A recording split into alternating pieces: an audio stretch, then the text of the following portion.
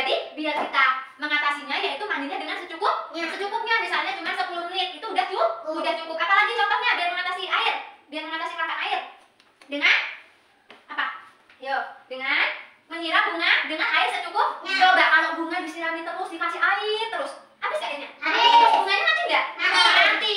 Karena itu nggak boleh kebanyakan air. Kalau kebanyakan air, ibu-ibu di rumah, bapak-bapak di rumah susah nggak? Susah. Terus apa lagi? Mematikan keran saat mencuci piring. Coba kalau keran dihidupin terus, kotor nggak?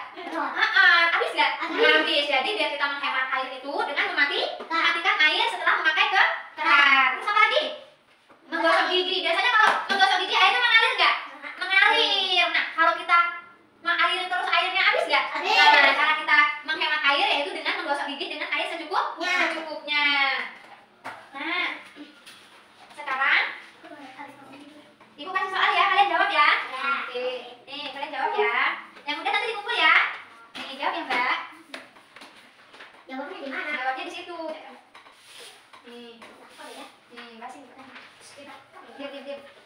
Nah, siapa yang udah? Kalau itu dikumpul sini. Udah, sini pinter. Udah ya, Masya Allah pinternya. Nah, jadi sekarang ibu mau tanya lagi dong. Tadi cara mengatasi air yaitu dengan menghemat penggunaan air secara berkemutu. Nggak boleh boros. Nah, habis itu kalau kita coba ibu mau tanya kalau apa? Dengerin ibu coba. Halo, dengerin ibu. Coba kalau ada orang yang suka buang-buang air, kita apain? Biar orang itu nggak marah. Kita tegur dengan baik. Contohnya gimana contohnya? Ayo ada bisa nggak? Contohnya dengan gini, Mbak Puji, jangan menggunakan air secara berlebih. Nah, ditutup. Oke?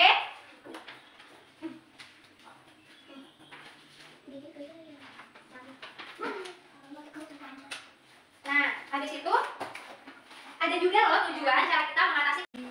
Nah, jadi ini adalah tujuan pembelajaran dari cara mengatasi air dan penggunaan air dalam kehidupan sehari-hari, yaitu dengan mengamati gambar yang tadi ibu udah kasih tahu kan gambarnya. Ini gambar cara kita menghemat air, yaitu dengan menggunakan air dengan secukupnya.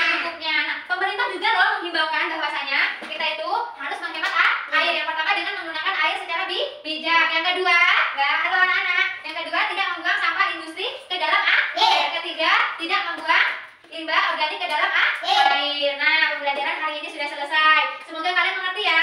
Besok jangan lupa sekolah lagi. Yuk, kita tutup pembelajaran hari ini.